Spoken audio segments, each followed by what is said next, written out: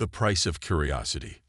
Dr. Sarah Chen squinted through the swirling red dust of Mars, her helmet's enhanced display highlighting the strange geometric patterns that had first caught the survey drone's attention. After 15 years of searching for proof of extraterrestrial civilization, the renowned synorchaeologist couldn't quite believe what she was seeing. Perfect right angles buried in the ancient Martian bedrock, far too precise to be natural formations. "Control, are you seeing this?" she breathed, her heart racing as she carefully brushed away centuries of accumulated dust. "These aren't random shapes, they're writing." "Confirmed, Dr. Chen," came the steady voice of Mission Director Hayes from the research base 20 kilometers away. "Spectrographic analysis shows artificial materials. Whatever this is, it wasn't made by nature." Sarah's hands trembled as she traced the alien glyphs with her scanner. The symbols seemed to pulse with a faint internal light, responding to her touch. "This isn't just writing," she realized. "It's active. There's power running through these circuits, even after all this time." Before Mission Control could respond, a deep thrumming filled the air. The glyphs flared brilliant blue, and Sarah stumbled backward as a holographic display burst to life above the excavation site. Alien characters scrolled through the air, accompanied by a series of musical tones that made her teeth ache. "Dr. Chen, we're picking up massive energy signatures," Hayes warned. "Whatever you've activated, it's broadcasting into space. Recommend immediate evacuation." But Sarah couldn't tear herself away. The musical tones were changing, becoming more structured. With growing amazement, she realized they were attempting to match human speech patterns. The alien technology was learning, adapting, trying to communicate. "This is incredible," she whispered. "It's a first contact protocol. The ruins aren't just artifacts. They're a beacon." The ground shook as the beacon's signal intensified. High above Mars' thin atmosphere, dozens of orbital satellites detected the transmission racing outward at faster-than-light speeds, carrying humanity's first proof of alien intelligence to the stars. They received an answer 3 days later. The vessel that appeared in high Mars orbit was unlike anything humanity had ever built. Nearly 5 kilometers long, its hull rippled with patterns similar to the glyphs Sarah had discovered, but these pulsed with angry red light rather than peaceful blue. It made no attempt at communication before launching its first attack. The research base's defenses, designed to protect against solar radiation and micrometeorites, offered no resistance against the alien weapon systems. Within minutes, the base's outer dome was breached, and emergency protocols began evacuating personnel to the underground shelters. Sarah huddled with her team in the primary bunker, listening to the impacts above. The alien ship's attacks seemed precisely targeted, destroying communications equipment and surface installations while leaving habitation areas relatively untouched. "They're not trying to kill us," she realized, studying the attack pattern on an emergency terminal. "This is a containment action. They're cutting us off, isolating us." "But why?" asked Dr. Patel, her assistant. "We haven't done anything hostile." The beacon was an invitation, wasn't it? An invitation we weren't supposed to find, Sarah replied grimly. "Think about it. Advanced alien civilization leads high-tech beacon on Mars, presumably to communicate with other spacefaring races. Humans show up, activated before we've even colonized our own solar system. We're like children who found the adult's emergency radio." The bunker's lights flickered as another explosion rocked the surface. Through the emergency channels, they learned that similar attacks were targeting every major human settlement on Mars. Earth was mobilizing its defense forces, but their most advanced ships were days away at best. "They're going to kill us all, aren't they?" someone whispered in the darkness. "No," Sarah said firmly, her mind racing. "They would have done that already if it was their goal. This is something else. They're containing us until something bigger arrives. We triggered an alert system, and now they're keeping us from running away before the authorities show up." She turned to the emergency terminal, fingers flying across the keyboard. The beacon was still active when they attacked. Its protocols were still running, still learning our language and culture. If I can access its systems remotely, you want to try communicating with them? Dr. Patil asked incredulously. They're shooting at us. They're shooting around us, Sarah corrected. These aliens, whoever they are, they're advanced enough for FTL travel, but they're following some kind of protocol. There are rules here, and rules mean there's room for negotiation. The terminal screen filled with alien characters as Sarah managed to establish a connection to the beacon systems. Using the translation protocols it had begun developing, she composed a simple message. We are new. We are learning. We ask for patience. For long minutes, there was no response. The explosions above had stopped, leaving an eerie silence broken only by the bunker's air recyclers. Then the terminal chimed, displaying new alien text that the beacon's systems struggled to translate. Querantai ni protocolo initere, he. Emergency unit expected. Assessment required. Remain in containment. Sarah let out a shaky breath. They're not here to exterminate us. This is some kind of first contact quarantine procedure. We activated the beacon before we were supposed to, and now they need to evaluate whether we're ready for whatever comes next. Ready for what? Dr. Patil asked. Before Sarah could answer, the terminal displayed a new message. Piro C2 horas AP Piro AC sharing. Prepare for examination. Resistance inadvisable. Ready for that, Sarah said quietly, watching as multiple new energy signatures appeared on the long-range sensors. Humanity's first test as a spacefaring species. And somehow, I don't think they grade on a curve. The bunker fell silent as more alien ships appeared in orbit, their hulls gleaming with that same otherworldly light.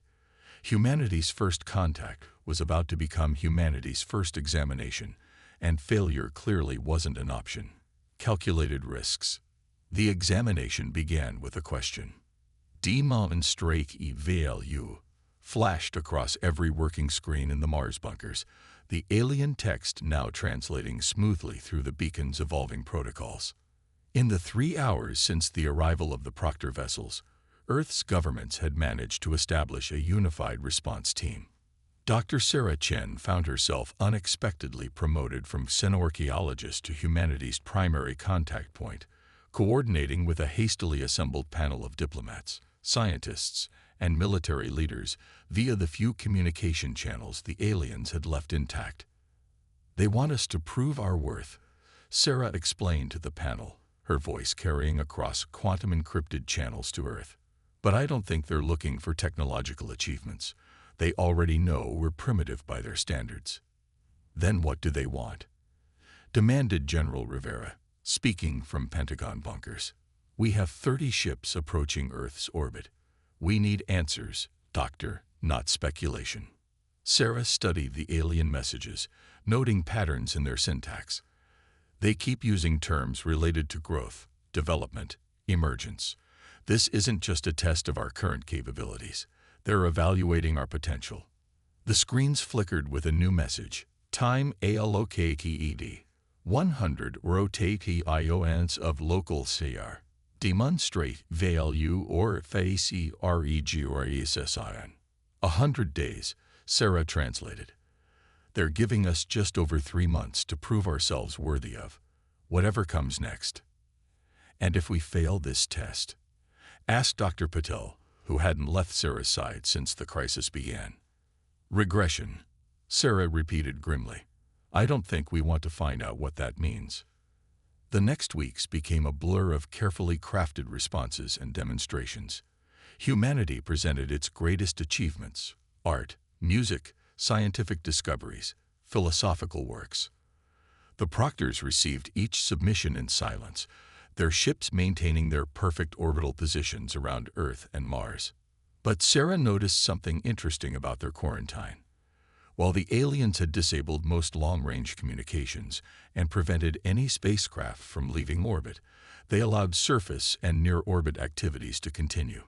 Humanity could still move, build, and develop within their solar system cage. They're watching how we handle the pressure, she realized one night, reviewing data from orbital sensors. This isn't just about what we've already achieved. They want to see what we do when our backs are against the wall. That's when Sarah noticed something else in the sensor data. The Proctor ships weren't just watching. They were leaking information. Tiny bits of their advanced technology could be detected. Energy signatures, gravitational distortions, radiation patterns that defied known physics. They're doing it deliberately, she told the response panel. Every time we demonstrate something new, they reveal a little more about their capabilities. It's like they're dangling carrots, seeing if we can understand what we're looking at. General Rivera leaned forward in his video feed. Can we use this information? Better question, Sarah replied. Can we afford not to? They're testing our ability to learn and adapt. If we ignore these breadcrumbs, we're failing the test before it's even properly begun. The decision was made. While humanity continued its official demonstrations of achievement, teams of scientists began analyzing every scrap of data from the Proctor ships. They worked in shifts around the clock, pushing human understanding to its limits. Within weeks, theoretical physicists were proposing new models of space-time based on the aliens' gravitational wake. Engineers developed prototype energy systems inspired by the radiation signatures. Each small discovery led to another, humanity's knowledge expanding exponentially under the pressure of necessity. But it was a junior researcher who noticed the pattern that changed everything. The information leaks aren't random, Dr. Patil announced, bursting into Sarah's office with a tablet full of calculations. They're pieces of a whole system. If you combine all the clues they've given us, they form the basics of a faster-than-light communication array, one we could potentially build with our current technology and these new principles we've learned. Sarah stared at the data, her mind racing. They're not just testing our ability to learn, she whispered. They're testing our ability to communicate, to join something bigger than ourselves. The screens lit up with a new message. Observation. Pay tikiran recognition. HE. Proceed to PHAs 2. Before anyone could react, the Proctor ships began moving in perfect synchronization. They arranged themselves in a massive geometric pattern above Earth, their hulls pulsing with familiar light. It's the same pattern as the beacon, Sarah realized. They're not just testing us. They're teaching us. But as the ships locked into their new formation, sensors detected massive energy buildups. Whatever Phase 2 was, humanity was about to face it ready or not. The real test was just beginning. The silent stars. Phase 2 arrived in darkness.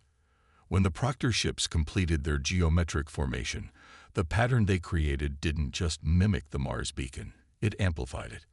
A pulse of energy rippled through the solar system, and every star in the sky went dark. Not blocked, not hidden.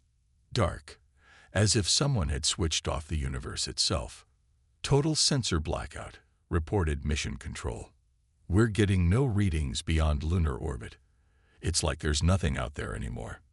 In her Mars bunker office, Sarah Chen stared at the empty sensor displays. Earth's most powerful telescopes showed the same thing, a perfect void beyond the moon. Only the Proctor ships remained visible, their hulls still pulsing with that rhythmic alien light. Isolation Puro Toxiol NJG, announced the alien text. Demonestorati or ESP to unknown. They've cut us off from the rest of the universe, Sarah realized. This is more than a test. It's a simulation. They want to see how we handle being truly alone. The implications hit humanity hard. Religious leaders struggled to explain the vanishing stars.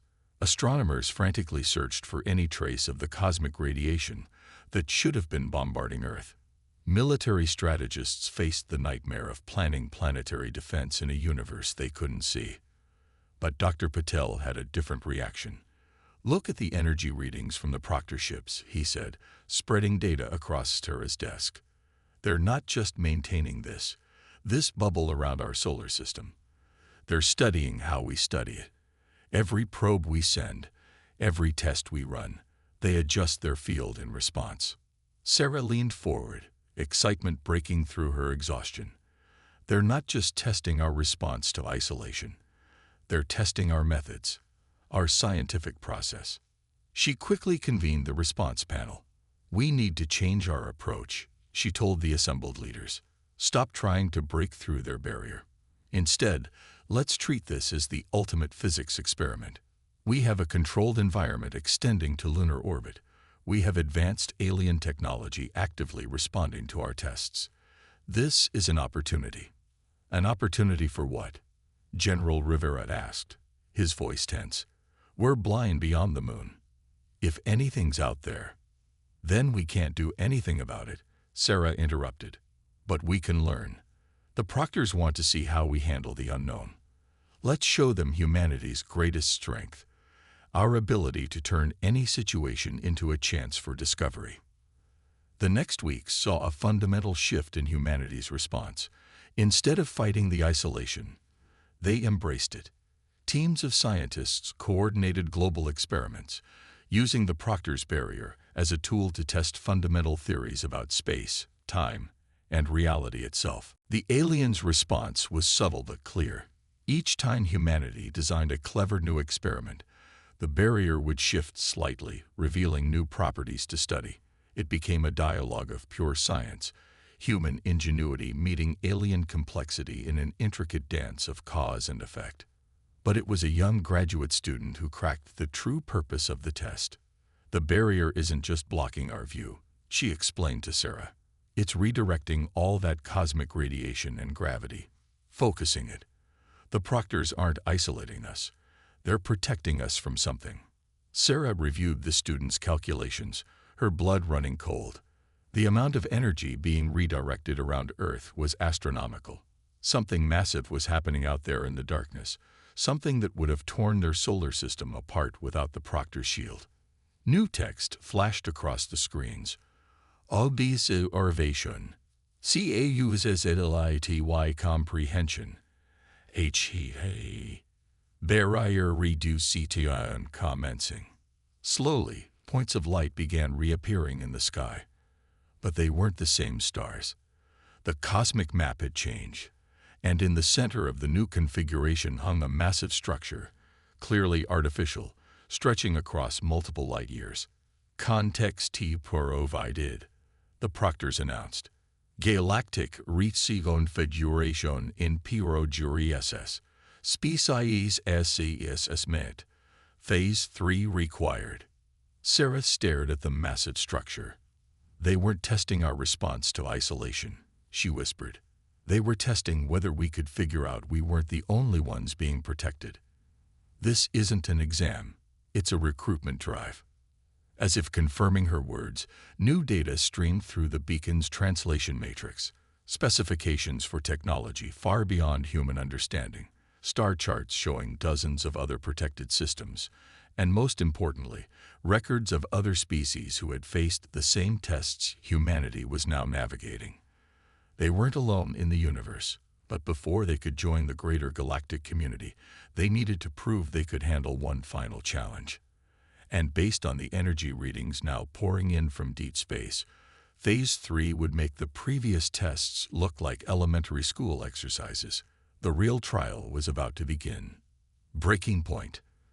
The massive structure hanging in space wasn't just a building.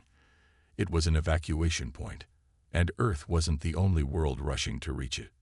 Through the partially restored sensor networks, humanity watched as dozens of alien civilizations struggled toward the enormous construct. Some were clearly more advanced than humans, their ships sleek and impossibly fast. Others were barely spacefaring, like humanity, pushing their limited technology to its absolute limits. It's not just a test anymore, Sarah explained to the Emergency Council of Earth's leaders. Whatever's coming, it's real. And we're not the only ones trying to survive it. The Proctor's next message confirmed her fears. Omega event 8 Chang. Survival requires to operation. Choose. Dr. Patel's analysis of the sensor data painted a grim picture. Something was moving through the galaxy, consuming stars, not destroying them, transforming them into something that didn't follow the normal laws of physics. The massive structure was a refuge, designed to preserve species that showed the potential to help fight this cosmic threat. But there was a catch. They can't save everyone, Sarah realized, studying the evacuation patterns. The structure has limited capacity. Each species has to prove they bring something unique to the fight, something worth preserving. The choice became clear. Humanity could focus solely on their own survival, using their remaining resources to reach the structure ahead of other civilizations, or they could try something far riskier. They could help others escape. The debate in the Emergency Council was fierce. Some argued for focusing entirely on Earth's evacuation. Others saw an opportunity to demonstrate humanity's value through cooperation. But it was General Rivera who surprised everyone with the deciding argument. "Look at our ships," he said, pulling up designs on the main display. "We built them to be modular, adaptable. Our whole space program is based on making repairs with whatever's available. We're not the fastest or the most advanced, but we might be the most flexible." Sarah caught his meaning immediately. "We can modify our ships to assist other species, create universal docking adapters, jury-rig life support systems." "Exactly," Rivera nodded. "We might not be able to save ourselves through pure technology, but we can prove our worth by helping others survive." The decision was made. As the Omega event continued its inexorable approach, humanity threw itself into a new mission. Every ship capable of spaceflight was modified to serve as a rescue vessel. The Mars colonies were converted into emergency repair stations, ready to assist damaged alien ships. The Proctors watched silently as human vessels began intercepting struggling alien craft, offering assistance regardless of technological level or origin. Some species accepted the help gratefully.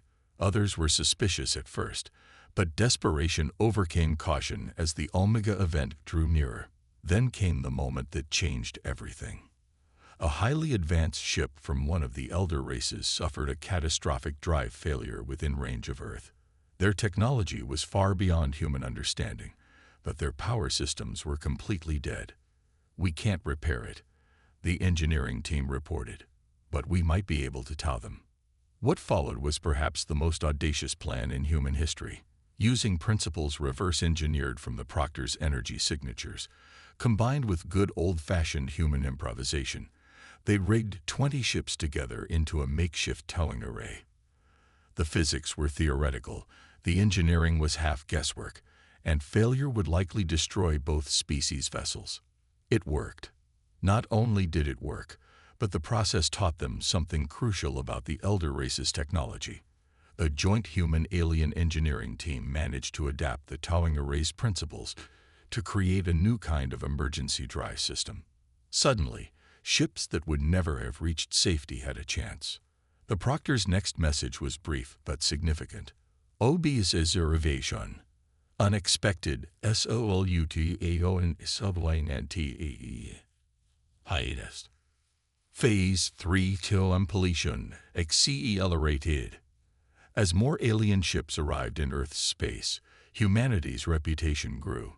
They became known as the species that could fix anything, adapt to any problem, and most importantly, would help anyone regardless of origin. Their technology might be primitive, but their flexibility and willingness to cooperate made them invaluable. But time was running out. The Omega event was approaching faster than predicted, and not everyone would make it to safety. Humanity faced one final choice, and it would determine not just their fate, but their very identity as a species. The true test wasn't about survival anymore. It was about what they were willing to sacrifice to prove themselves worthy of the galaxy they hoped to join. Evolution's children. The Omega event arrived like a wave of unreality, transforming everything in its path. Stars didn't just die. They changed into something human physics couldn't explain. Space itself seemed to warp and twist as the phenomenon approached Earth's solar system. Only 30% of the known species had reached the refuge structure. Thousands of ships still struggled across the void, fighting against time and physics to reach safety. Among them were 300 vessels being guided, towed, or carried by human craft. That's when the proctors delivered their final test. Safety TAPCTE, RECHE, flashed the message across all screens. Remaining SLOTS. Limited. Species, most demonistorati ultmat VLU. Sarah Chen stood in Earth's primary command center, now staffed by humans and aliens working side by side, and felt the weight of history on her shoulders. The proctors were offering humanity a choice: abandon their rescue missions and secure their own place in the refuge, or continue helping others and risk extinction. It wasn't really a choice at all. Launch the Lighthouse Protocol, she ordered. The plan was beautiful in its desperation, using everything they'd learned about the proctors' technology. Combined with techniques from a dozen alien species, humanity had developed something unprecedented. They couldn't stop the Omega event or save everyone, but they could create a path through it. Every human ship linked together, forming a chain stretching from Earth to the refuge structure. Each vessel activated its modified drive systems in a precisely calculated sequence, creating a tunnel of stable spacetime through the approaching chaos. It wasn't permanent. The power requirements were burning out their engines even as they maintained it, but it would last long enough. To any ships still out there, Sarah broadcast on all frequencies, the beacon's protocols translating into every known language. Follow our signal. We'll hold the door open as long as we can.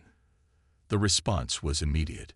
Ships of all sizes and technologies raced for the human-made corridor, their own engines adding power to maintain the stable route. Some alien vessels sacrificed themselves to strengthen weak points in the chain, their crews transferring to other ships as they converted their entire power cores into anchors for the passage. Through it all, the proctors watched in silence. The Omega event reached the outer solar system. Human sensors overloaded trying to analyze it, but they didn't need instruments to see reality fraying at the edges of their protective corridor. They were holding back the impossible through sheer determination and cooperation. Final evacuation numbers, Dr. Peddle reported, his voice hoarse. We've helped save 43 species that would have been lost, but our ships are failing. We can't maintain the corridor much longer. Sarah nodded, watching the last group of refugee ships race through their protective passage. Then we'll hold it until we can't. That's what humanity does. We adapt, we survive, and we help others do the same. That's when every screen lit up with new text. Examination con sensibility. Species ASSESSMEant. Optimal. The proctor ships moved in perfect synchronization, their energy fields extending to encompass the entire human fleet. The failing engines stabilized, power levels restored by alien technology far beyond human understanding. The corridor solidified, becoming permanent. Observation. Evolution produces humanitarian intelligence enables cooperation. Humanity demonisterities bot. Designation. Essential. In a flash of light that rippled through space-time itself, the entire human fleet, along with Earth and its colonies, vanished from the solar system. They reappeared near the refuge structure, safely away from the Omega event's influence. But they weren't done. As soon as they realized they were safe, humanity began modifying their miracle corridor technique to help create more evacuation routes. Their gift for adaptation, combined with their determination to help others, had earned them more than just survival. The proctor's final message said it all. We'll see me to the next stage of evolution. Your species will teach others to do what you have done here. This is your true value. Sarah stood at a viewport in the massive refuge structure, watching as more ships arrived through the growing network of stable corridors. Humans worked alongside aliens of all types, each species contributing their unique strengths to the ongoing evacuation effort. They had passed the test not by being the strongest or most advanced, but by proving that true civilization isn't about individual achievement. It's about what different peoples can accomplish together. And somewhere in the transformed space beyond the refuge, the Omega event continued its mysterious work, changing the galaxy into something new. But whatever emerged from that transformation would face a united community of species that had learned humanity's most important lesson. The universe is too big, too strange, and too dangerous to face alone.